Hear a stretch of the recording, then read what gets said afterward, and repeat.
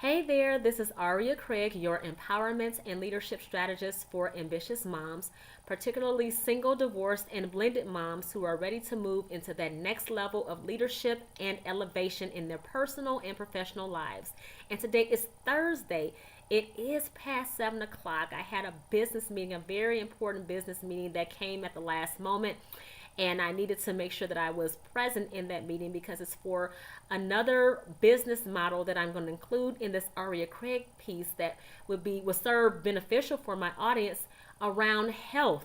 And I will talk about that in a different segment of Ask Aria, probably do a separate video for that later on this month. But I needed to attend that meeting. But this question is so important that I did not want to miss my Ask Aria segment. So this is, as you know, these segments are very authentic. They are very important. The questions that I ask and timely that I answer on my Facebook page.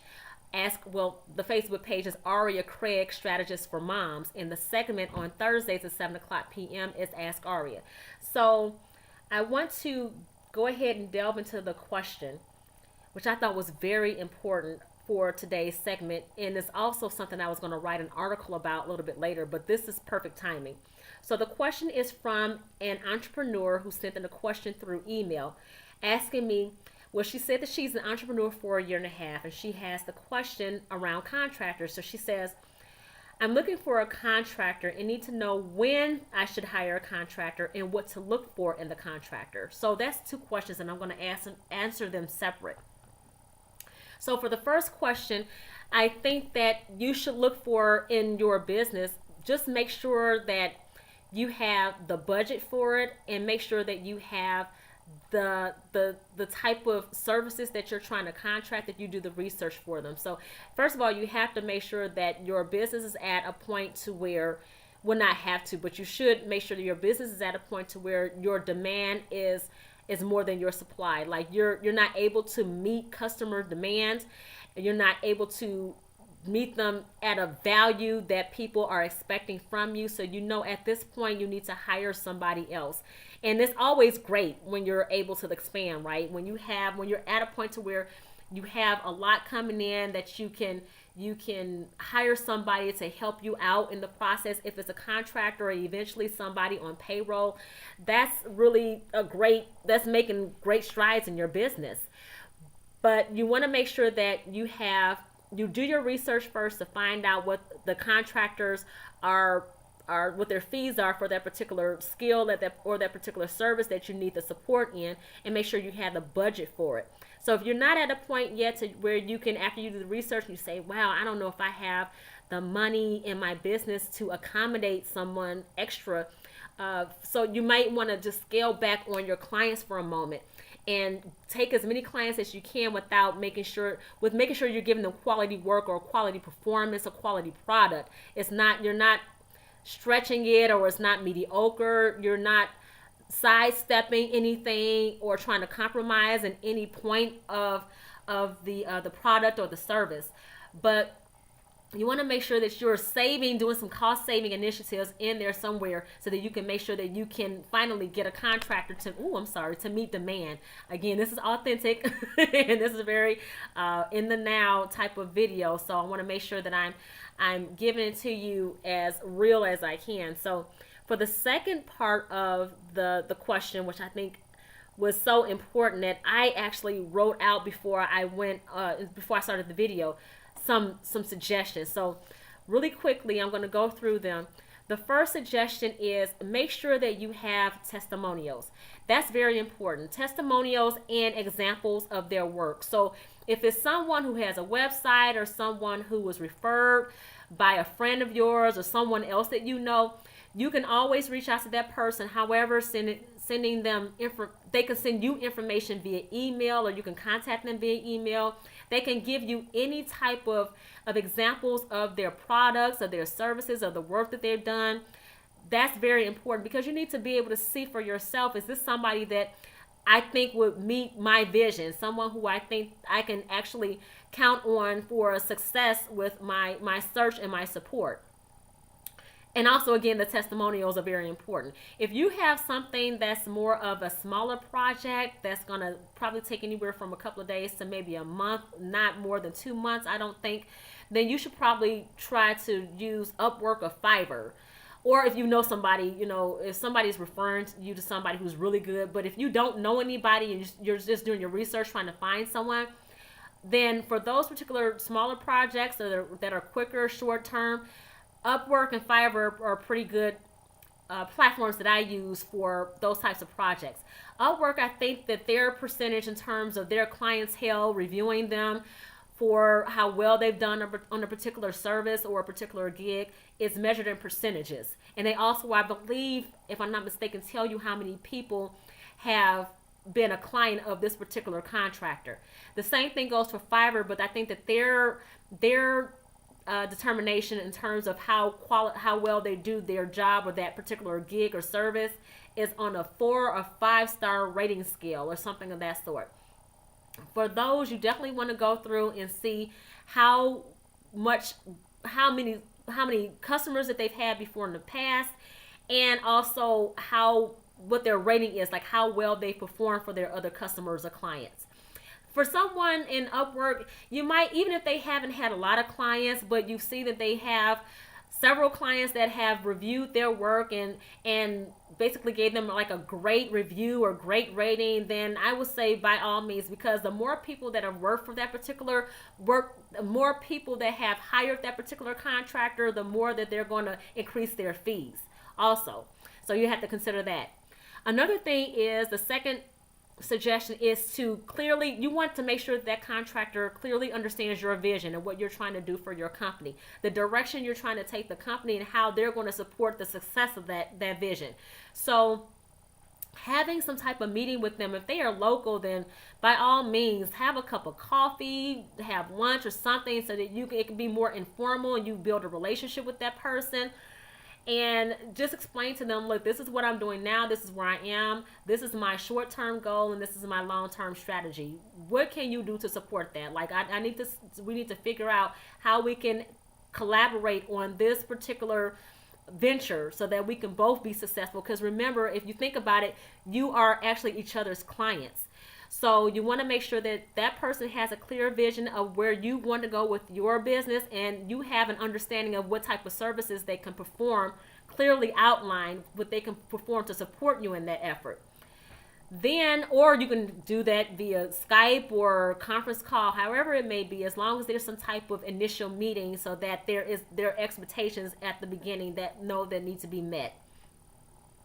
Then also another suggestion is to make sure that you both have contracts. That is so very important from a legal perspective, in case you may have to take that person to court. Hopefully it never gets to that point, but people sue people every day. So you want to make sure that there is something in place that is a contract for you and for that contractor. Like, he or she needs to have something that you need to sign, and you need to give them something, especially a non-disclosure agreement. That definitely needs to be signed and emphasized, or whatever's in your contract that needs to be emphasized, so that you both have some type of legal way of protecting yourselves. And also make sure that the payment is negotiated. I've hired contractors for short-term projects and for long-term projects. I've been successful with some of the contractors, and a few of the contractors were they may have started off well, but kind of disappointing near the end. So I did have actually two contractors that I had issues with payments. I made sure that one person had one type of project, like a one-time project, that I made sure that I was not going to give this person all the money up front. He was only going to get half the payment as a down deposit for good faith, making sure that he's able to still, have his cash flow going for this particular project. But I needed to see his work. He was recommended by somebody, but I needed to make sure that he was going to do very well. I thought very highly of him, but he disappointed me near the end.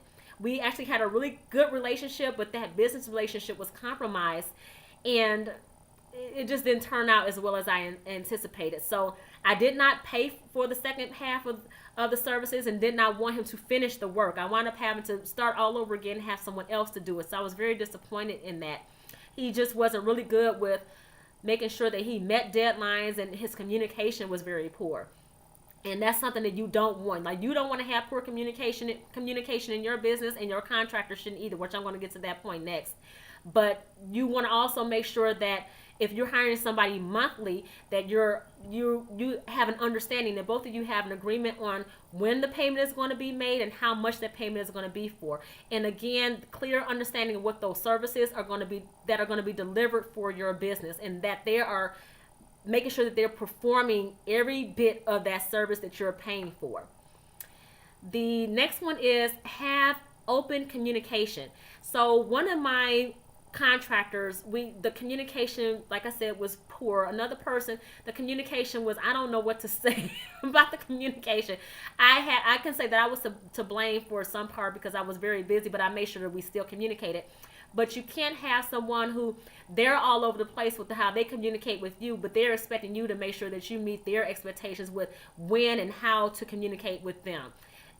That's not good. At least it didn't work for me. So there has to be, in that initial conversation, the discussion that you have with them, how are we going to communicate? What time is there going to be a standing meeting? Something so that you all are both on the same page and it's very clear throughout the entire project, however short along the project is, however the time frame is. Make sure that you have very clear expectations when it comes to communication. Also, be accountable. He or she needs to be accountable for any mistakes, and you need to be accountable also. There needs to be, at some point, if you see that there is a gap in what's happening or what's being delivered, have another conversation with them, because there may have been a gap in communication. Something may have not been clear. You may have expressed an expectation and they perceived it a different way, or they heard it different. Just have another conversation. You would do that if you were working in corporate America. If you had an employee that really wasn't meeting expectations, or there was something that was off, have a discussion with them to make sure you're on the same page, because that there might have been something that was missed in the conversation. If after that point you had that discussion, everything is great, then that's fantastic. If they're still mediocre or not doing things right or not performing the services well or not all of the services, then let them go. It's not even worth it at that point. They need to know your schedule. So I don't mean like every little nuance of what's going on in your life, but if you have a whole lot of stuff going on, and this person, say if this person is single, because I'm saying this from experience, if this person is single and he or she has their own business, for me, with the contract that I had last, I had a whole lot going on. Married, have children. The youngest two are seniors in high school, so that's already a lot of stuff going on with getting them prepared for college and personal things like prom, things of that sort. But in addition to that, married, trying to move, I have 2 businesses, I'm in school, dealing with law. So my time was being stretched everywhere, and I had to manage it, and I knew how to prioritize my time. She was giving me a lot of stuff that I had to do, and I was telling her that I can't do everything, so you have to give it to me in segments. And now, if I can't give it to you at that particular time frame, I will give it to you very close to that deadline and let you know that it's coming, it's on its way. But she was, not married, didn't have children, she was single, and she was working on growing her business, so she couldn't understand, like there was a gap in understanding priorities for my end, and she was making it seem like the reason why certain things were not happening were falling on me, when there was accountability on her end also, because there was a gap in communicating in the communication. I thought I was very clear in terms of what I was communicating to her, what I needed for my business and the vision at the very beginning, which never changed. For some reason, she later on, it just seemed like she didn't understand it, or it was a gap. I'll put it that way. So there needs to be accountability on both ends.